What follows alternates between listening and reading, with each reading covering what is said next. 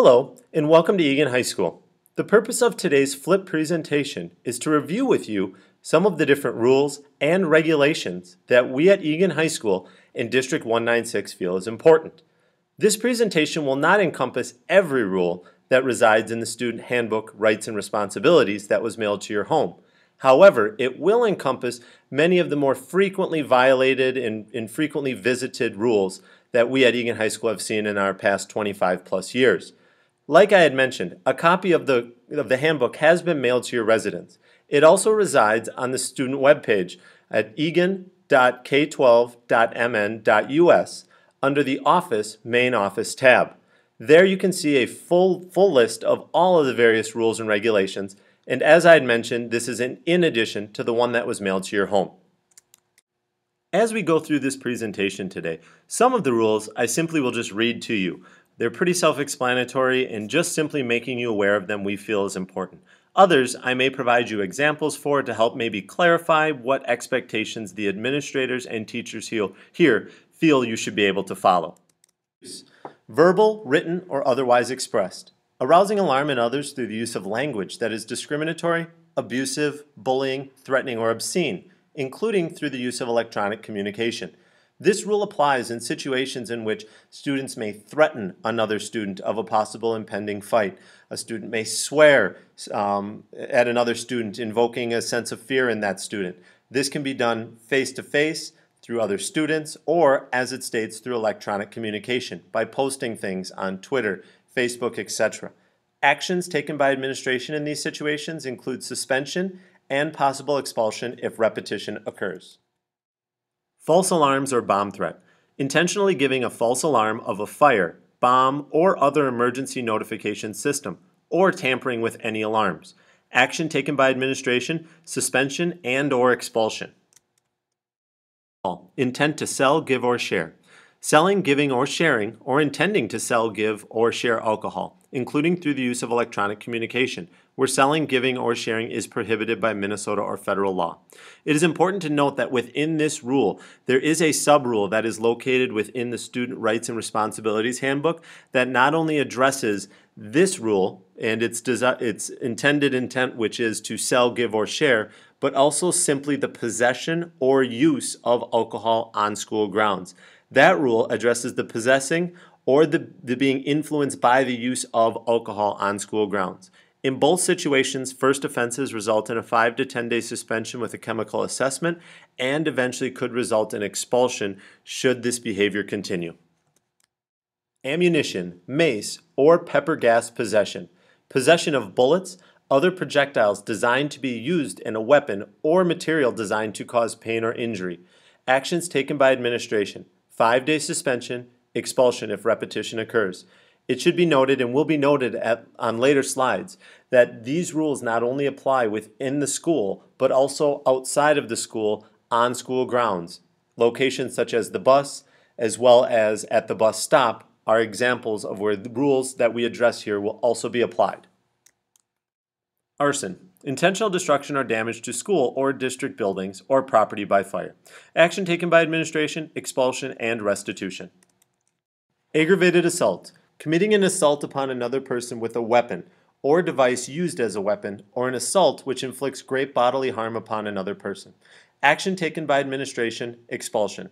On this situation and in this rule, it is important to note the difference between aggravated assault and assault being a physical assault.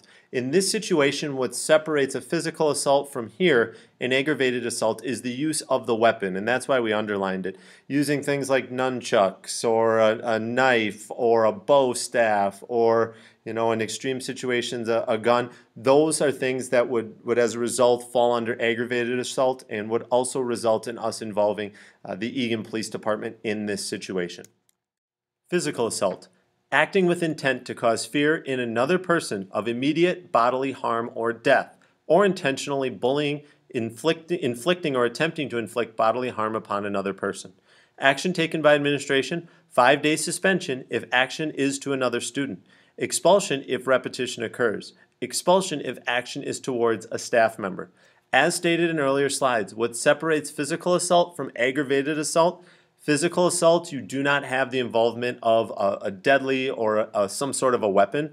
Physical assault, what separates this, though, from fighting is this involves one combatant. One combatant, maybe one student jumps another student and severely beats them up. The other student really wasn't fighting back. The key for this one is that there is one combatant or one student that is engaging in the fight, and that's what makes this a physical assault versus fighting, which we will get to at a later point. Fighting. Adversarial physical contact in which one or the other parties or both contribute to a situation by verbally instigating a fight and/or physical action. Action taken by administration, suspension, or expulsion if repetition occurs. It is, as stated before, a fight is different than physical assault because fights are situations in which both parties are involved in the fight itself. This could have begun with verbal instigation and then a fight breaks out after. But again, in this situation, there are two combatants. So both individuals are fighting. And as a result, all parties involved will be suspended in this situation. It isn't who threw the first punch or who won the fight, but rather your involvement in it, whether it be both physical, verbal, or just one or the other, that will possibly get you suspended in this situation. Burglary. Entering a building or a specific area of a building without consent and with intent to commit a crime, or entering a building without consent and committing a crime. Action taken by administration, expulsion, and restitution. Inflicting bodily harm. Committing a reckless or negligent act that inflicts bodily harm upon another person. Action taken by administration, detention, 3-day suspension or more should the behaviors continue. It should be noted here that when this rule is applied, it does not always mean that the individual intended to harm another classmate. Sometimes it's jokes that maybe went wrong or they were messing around and somebody got hurt. The intent to actually hurt somebody is not here when this rule is applied, and oftentimes there was no intent. It was an accident. However, the individual is hurt and the rule must be applied nonetheless. Chemicals. Intent to sell, give, or share.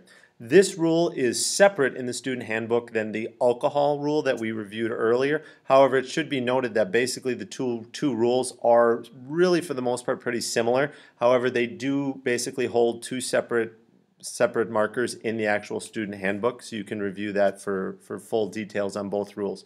However, if we get to this rule, selling, giving, or sharing chemicals or drug paraphernalia, it should be noted right away that just simply sharing it does not have to be sold. So having drug paraphernalia or drugs and sharing it or giving it to a friend does count as distribution. It doesn't necessarily have to mean an exchange of money to be construed as distribution. Just giving it to another student is distribution. Or intending to sell, give, or share, including through electronic communications. This includes but is not limited to narcotics, controlled substances, or items believed to be narcotics or controlled substances. If I try and pass off something as a drug, even though it may not actually be a drug, my intention is for it to appear as though it is a drug, it would fall under this rule because it is believed to be a narcotic or a controlled substance. Prescription drugs, over-the-counter medications to be used for the purpose of mood alteration, and any synthetic marijuana and any related derivatives of synthetics. For purpose of this section, drug paraphernalia means items prohibited by Minnesota or federal law that are used for consumption or manufacturing of drugs. Once again, similar to the alcohol, there is a secondary rule in the student handbook that not only addresses the intent to sell, give, or share, but also the secondary portion of it, which is just simply the possession or the being under the influence or attempted possession or use of drugs as well. In these situations, the intent to distribute will result in expulsion. The possession under the influence or attempted possession or use will result in a 5 to 10 day suspension with a chemical assessment or a 10-day suspension or expulsion overall.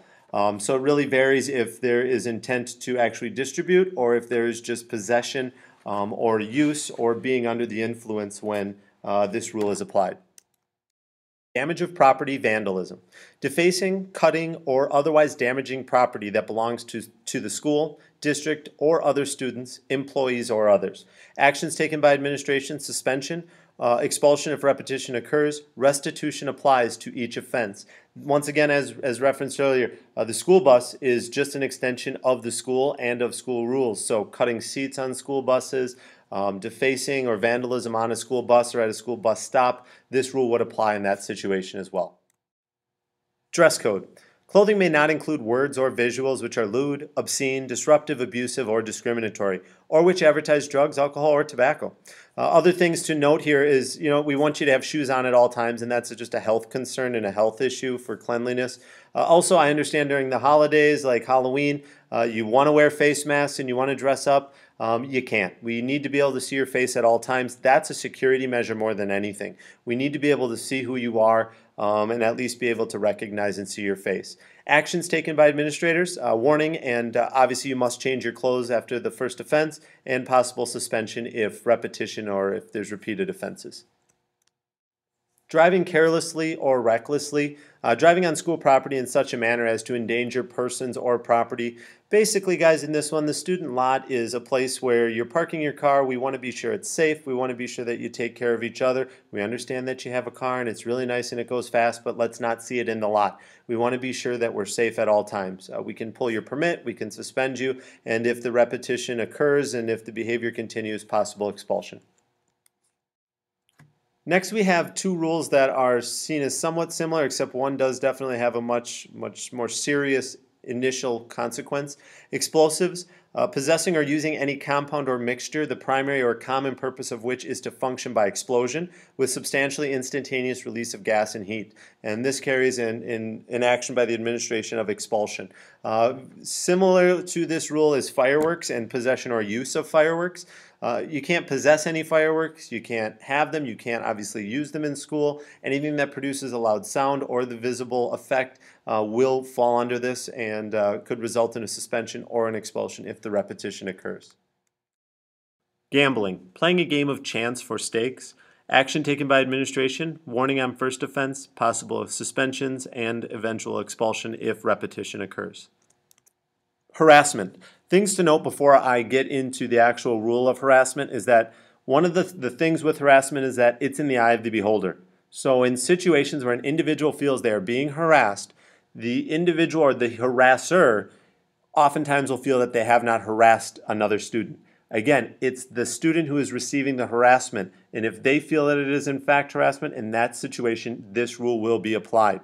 So always tread lightly with this. When you're looking at a situation, think, what would a reasonable person think? Would a reasonable person, an adult, feel that what I'm about to do be a harassment? Not yourself, but a reasonable person.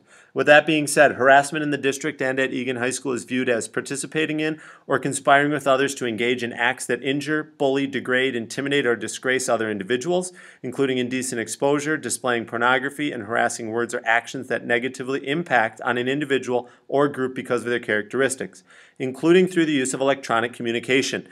Sending video text and picture text, etc. Harassment based upon an individual or group's sex, race, color, creed, religion, disability, national origin, marital status, age, sexual orientation, or public assistance status shall also be handled in accordance with the Minnesota State Statute 503.4 AR, harassment, discrimination, violent, or hazing by a student, which is on file with the district office. Hazing. Committing an act against a student or coercing a student into committing an act that creates a substantial risk of harm or holds a student up to ridicule in order for the student to be initiated into or affiliated with a student organization, group, or club. Actions taken by administrator, suspension, then expulsion if repetition occurs. Insubordination. Insubordination basically is a lack of willingness or refusal to follow a pretty basic, easy direction or directive that is given by a staff member. Staff members include teachers, secretaries, substitutes, administrators, bus drivers, custodians, etc. When they ask students to do a very basic task, what's your name? Can you follow me to the main office? Can you stop doing that, please? Maybe it's something in the hallway. They don't have to be your teacher. They are a staff member, and you must follow and listen to them. We're good people here at Egan High School. We listen to each other. We follow basic directions. And a lack of following basic directions is viewed as insubordination, and you can see the actions that can be taken by administration below. Incendiary devices, unauthorized possession or igniting of matches, lighters, or other devices that produce flames.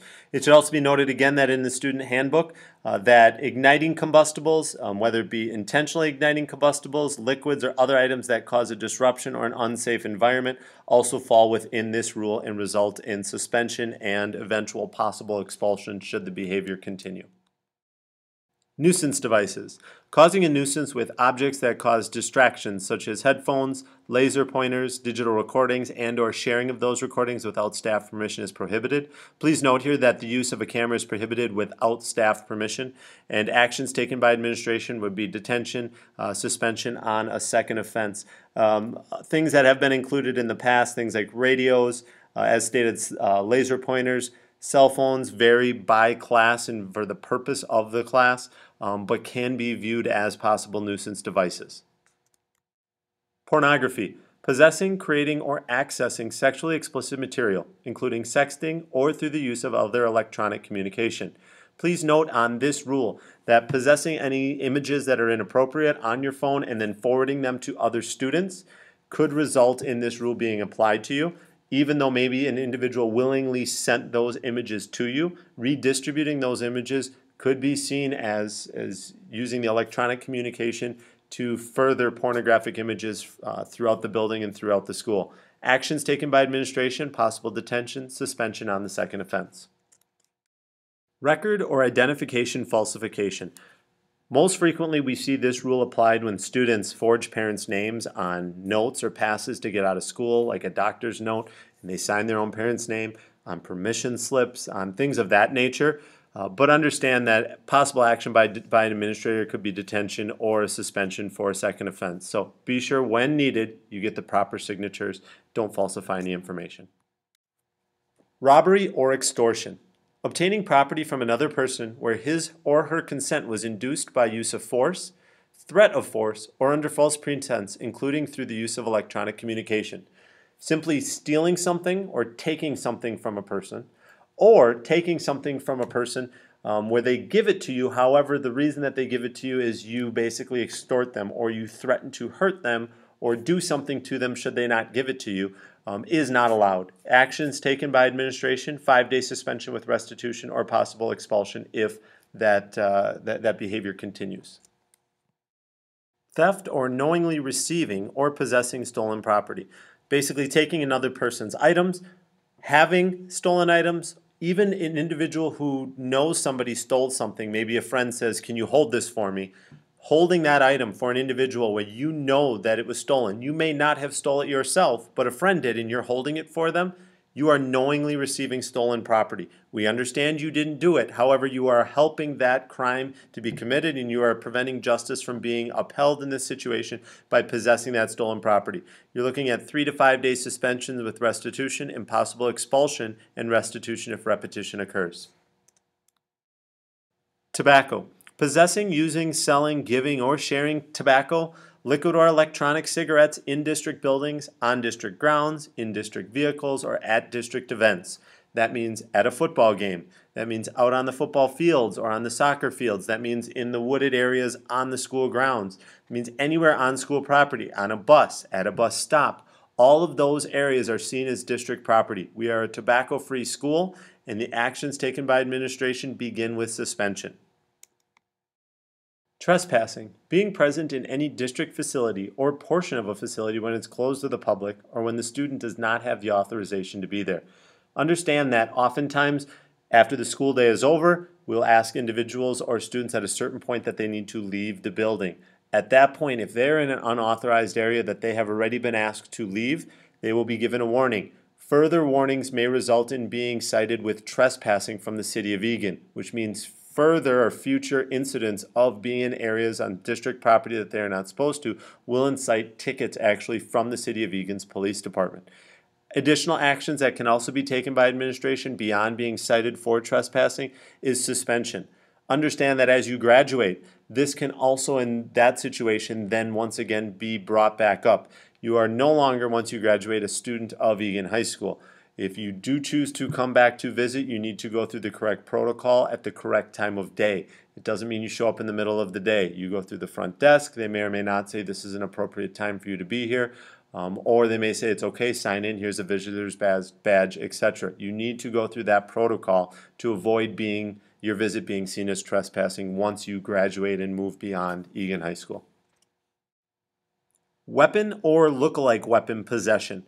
Now, because of the severity of this and because of the prevalence of this in the media and in America today, I want to read this directly from the student handbook to avoid any confusion. Possessing any firearm, whether loaded or unloaded, or any device intended to look like a firearm. Any knife, any device or instrument designed as a weapon and capable of producing severe bodily harm, or intended to look like a device or instrument capable of producing severe bodily harm, or any other device, instrument, or substance which in the manner in which it is used or intended to be used is calculated or likely to produce severe bodily harm, or looks like it is calculated or likely to produce severe bodily harm. Weapon or look-alike weapon possession is expulsion. Obviously, we take this very seriously and understand that an intent does not need to exist for this rule to be applied. Leaving the building. It's important to note, guys, that once the school day is going on, unless you have direct permission from the office, from a parent, and you have gone through the office to properly obtain a pass to leave the building, you're not permitted to leave. You can't just say you feel ill and then get up and leave, go get in your car and drive away. You always have to have a permit to leave the building during the school day. We want to know where you are. We want to be sure that you are safe. If you choose to just obviously leave the building without going through that protocol, action taken by administration is detention. It's a liability for us. Your parents send you here for us to take care of you and educate you, and we need to know where you are. And if you are not here, we need to at least know where you are supposed to be in those instances. Technology related. The technology related rule within the student handbook has numerous different pieces to it, so I'm just going to really quickly summarize a majority of them. First off, and again, they're going to carry various disciplines and consequences, everything from a detention and a warning to a suspension and an eventual possible expulsion in extreme cases. But first off, non-school use of technology is pretty self-explanatory. Next up, unauthorized adding or altering of hardware on a workstation or server, or damaging of property in the process of attempting to do so. Next up, possession of obscene, vulgar, or sexually explicit material using technology. And we addressed a lot of these in the pornography rule that we discussed earlier, including things like sexting or through the use of any electronic communication or device. Any unauthorized access or activity in a secure area of computer or network through the use of the electronic communication or device. Any violation to the acceptable use of information technology. And then kind of a bigger part of this is the cyberbullying, which is inappropriate use of technology such as but not limited to personal websites or web pages where other students and or staff members are verbally abused, verbally assaulted, bullied, defamed, threatened, harassed, or terrorized, and the conduct impacts the ability of the school to maintain order and discipline, including through the use of other various electronic communications. Discipline may result basically whether the conduct takes place from a personal or school computer or any other electronic device or during or after school hours. Students may also be disciplined under other qualifying categories as we've discussed before. So just because you bully a person electronically from home, outside of the school day, on the weekends, or using your phone does not excuse that behavior, and it would fall under the cyberbullying portion of the technology-related rules, which is in the student handbook.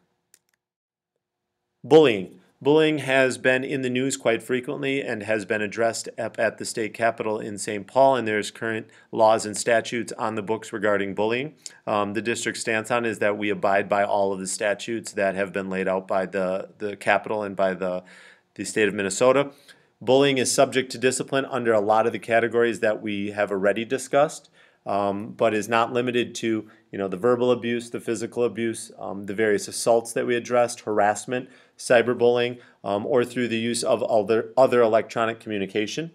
The discipline that would be incurred would be the discipline that the action actually fell within. So was it cyberbullying? Then that discipline would be abided by. Is it the harassment? Then that discipline would be abided by. But bullying in this case is just kind of an umbrella term for a lot of the things that we have discussed already. And again, we just follow the Minnesota statute based on that.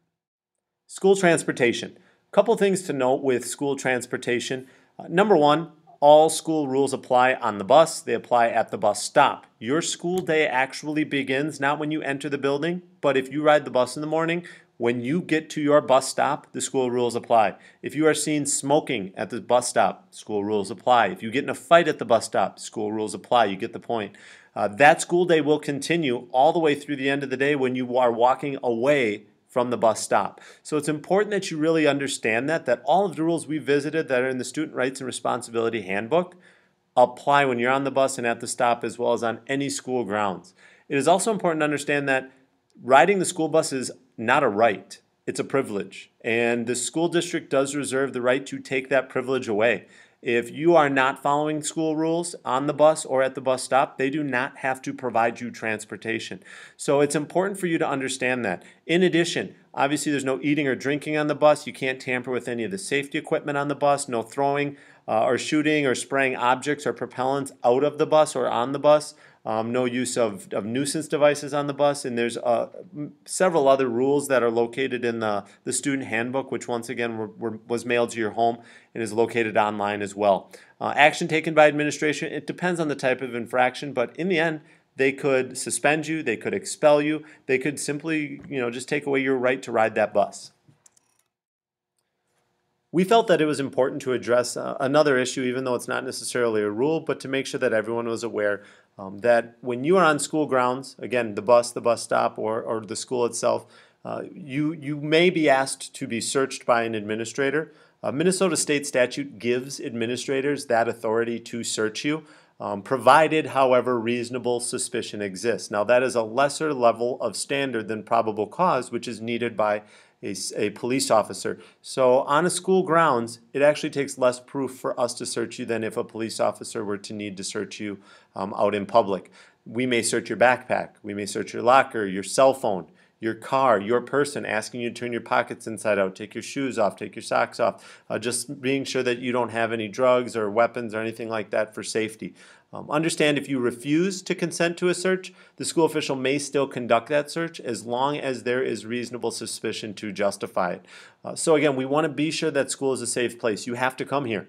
And as a result, because you are forced to be here, there is a higher level of safety that needs to be assured to other students, and as a result, a greater level of leeway is given to administrators and staff members to search students should they deem it necessary and should reasonable suspicion exist.